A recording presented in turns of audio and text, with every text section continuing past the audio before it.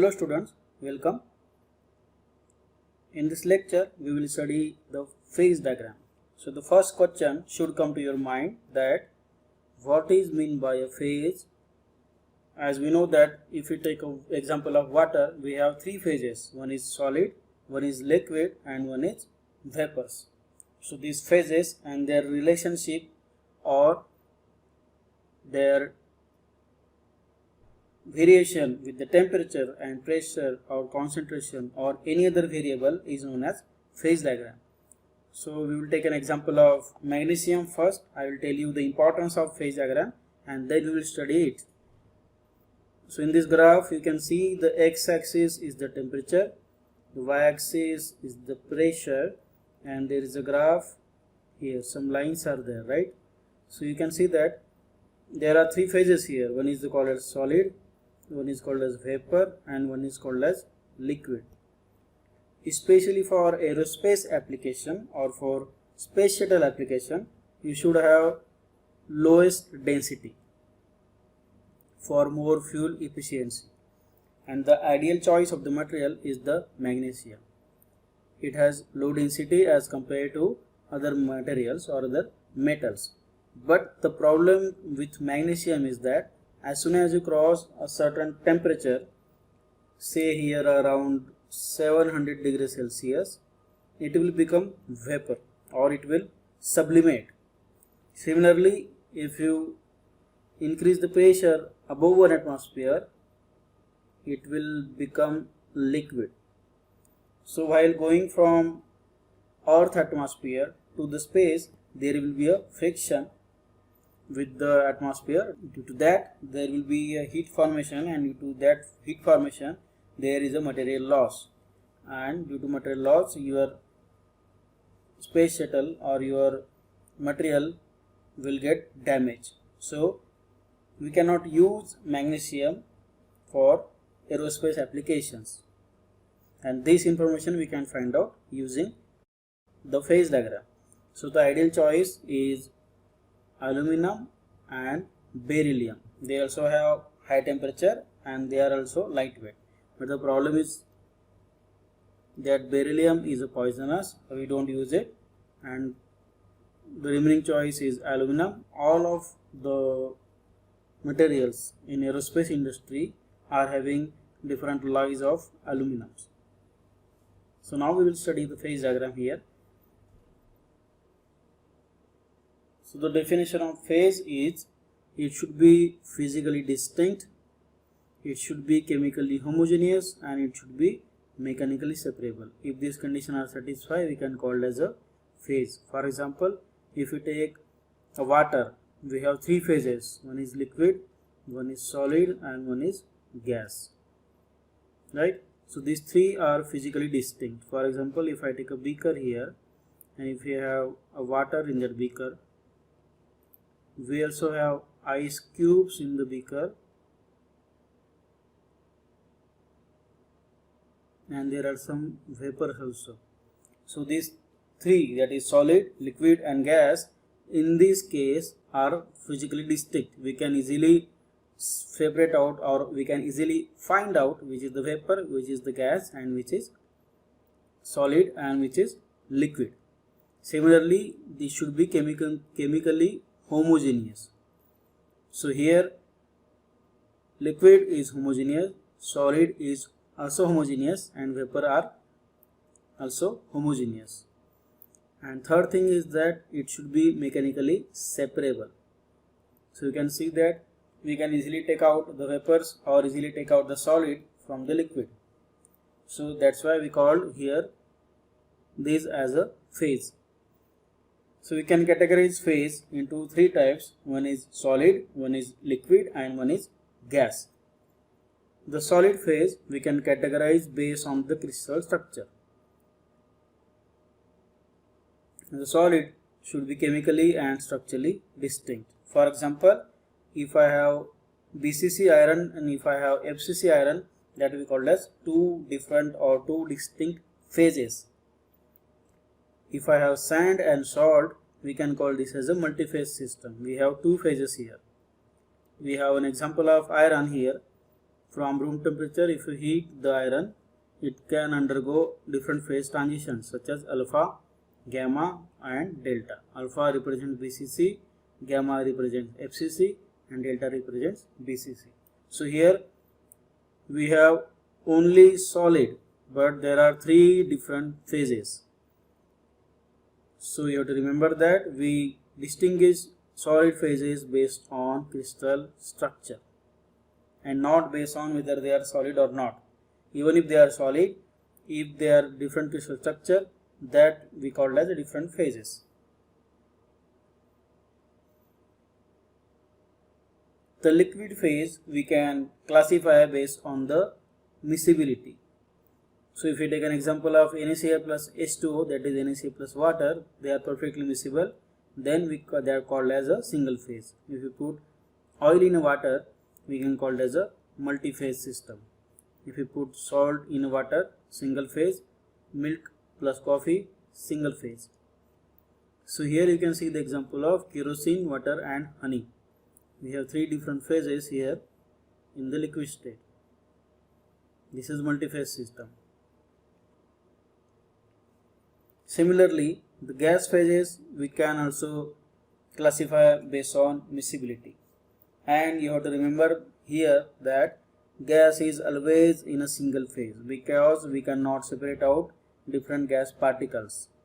So it will always be in a single phase as there is atomic level mixing. For example, nitrogen plus oxygen and air.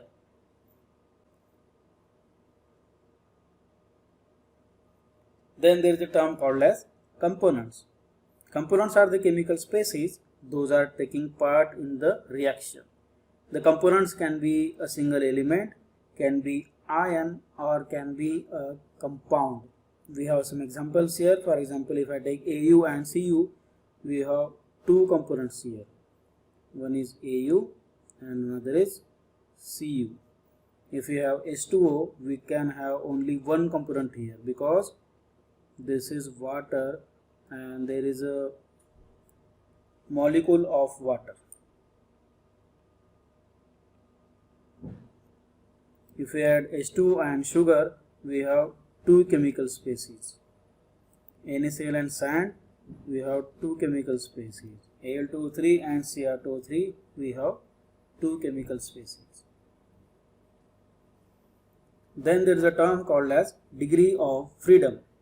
A degree of freedom is defined as system response to the stimulus. The stimulus can be a temperature, can be a pressure, concentration, time, error, anything. And degree of freedom is in a number from 0 and forward. Then there is a term called as number of variables. Generally there are many variables. We can have a concentration, we can have error, time and so on. But in the phase diagram, we use thermodynamic variables or non-combustible variables, and those are temperature and pressure. So we deal with two types of variables, and this, including all these, we form a diagram. That diagram we can call it as a phase diagram. If the chemical phases are in equilibrium, we can call that as a phase diagram. Equilibrium means the state of the system should remain constant or stable for indefinite time. So if I have water, if that water does not change its phase, that we call as water is in equilibrium. Similarly, if I have a metal such as copper, if copper does not change its phase at fixed time and at fixed pressure, then I can call that as a copper phase is in equilibrium. So there is a relation between these four parameters. So first parameter is the phase. P is for phases such as solid, liquid and gases. Then F is the degree of freedom.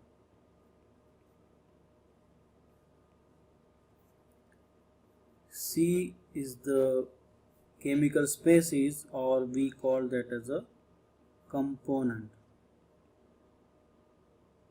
Chemical species taking part in the reaction, and N is the number of variables.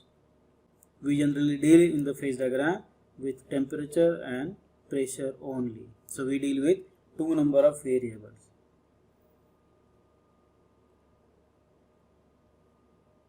Then we will take an example of unary phase diagram. Unary phase diagram has a single component. Unary meaning is single. So unary phase diagram always have a single component. So in this example you can see that there is only one component, and that is H2O. H2O has three different phases. So component here is, since it is unary, it will be always one. We have three different phases here. One is solid, one is liquid, and one is vapor. Solid, liquid, and vapor. We have two variables here. One is called as temperature, another is called as pressure. So variables 2, and F is the degrees of freedom. So the degrees of freedom, it can be 0, 1, 2. I will tell you how the degrees of freedom are changing here and what is the meaning of degree of freedom. So degree of freedom, it means that how many variables we can choose independently. Components, that what we can control. We can choose whether we have one component or we can have two components or more than that. Phases is what the system can control. We cannot have any control on the phases. It will get decided by the component as well as the pressure and temperature conditions. Right? So I will tell you now how we can get degrees of freedom. For example, we can choose three different points. I am at point A, that is here, point B, that is on line, and point C, that is at the three-phase boundary. This boundary is the boundary between solid, between vapor, and between liquid phase. That is three-phase boundary, and that we call as a triple point. So at triple point, the degrees of freedom is equal to 0. If we use this formula also, we can get the same answer. Components, we have only one component here, so 1 plus 2 equal to 3. 3 minus 3 phases at the triple point, the answer is 0. So we have 0 degrees of freedom at point C. It means that if you want to stay at this particular point, your pressure and temperature should be fixed. If you change by 1 degree Celsius or by some atmosphere, you will not be at the same position. So here we have 0 degree of freedom. You don't have any choice. You have to stay on this same point if you want to stay in that position. If you take point number B, if you want to stay at point number B, or if you want to stay on the line which point number B lies, you have to fix one parameter. For example, at point B, if I say the temperature is 60 degrees Celsius, if I want to stay on the point number B, the pressure should be fixed. So if you change one parameter, your another parameter should get fixed automatically, and that's why there is 1 degree of freedom. You can change only one parameter at a time. So that's why degree of freedom is 1. So 1 degree of freedom. You can change only one parameter at a time. If you are in point A, that means if you are in this region, you can vary your both parameters simultaneously. You can vary pressure as well as you can vary the temperature. But for precise location, you have to fix the pressure as well as temperature. And here we have 2 degrees of freedom, because as soon as I say my pressure is 100 atmosphere, my temperature can be anything from 10 degrees Celsius to 100 degrees Celsius. So we are not sure about the temperature. Similarly, if I say my temperature is 100 degrees Celsius, the pressure can be 1 atmosphere to 1000 atmosphere, say. So to have a precise location, you should fix both parameters. That's why the degree of freedom is 2. So at this point, we have 2 degree of freedoms.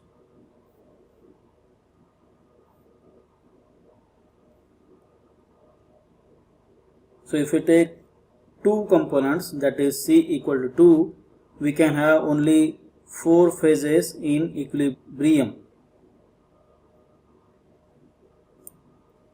because we cannot go beyond 0 degrees of freedom. We cannot have minus degrees of freedom. It should be minimum 0. So in this system, if you measure by these formulas, you can have only 4 number of phases in equilibrium. Now if I take water, 100 ml water, and if I add sugar into that solution, so if I take 100 ml water and add sugar into that solution, there is a limit for addition of sugar. For example, if I keep on increasing the addition of sugar, for example 1 gram, 2 gram, 3 gram and so on, there will be a limit. After that, sugar will not be soluble in the liquid or in the water. It will get super saturated and it will get settled down to the bottom. At that point, we can call as solubility limit. So here we have composition on the x-axis that shows weight percent of sugar. Weight percent of sugar increases from 0 to 100%, and weight percent of water will decrease from 100% to 0%. So this is for H2O, that is water.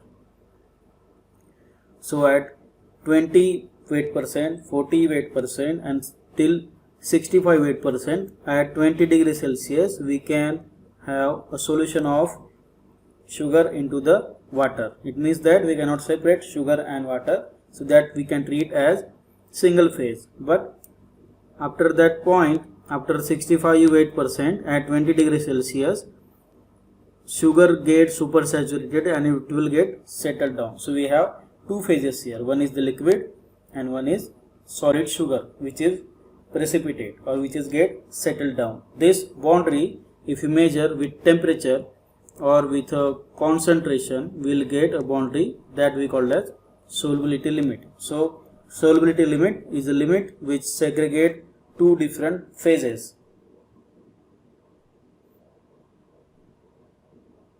Here we will take example of iron unary phase diagram. X-axis is the pressure, y-axis is the temperature. This alpha, eta, gamma and delta are the different solid phases. Here we have a liquid phase and here we have a gas phase above 3000 degrees Celsius.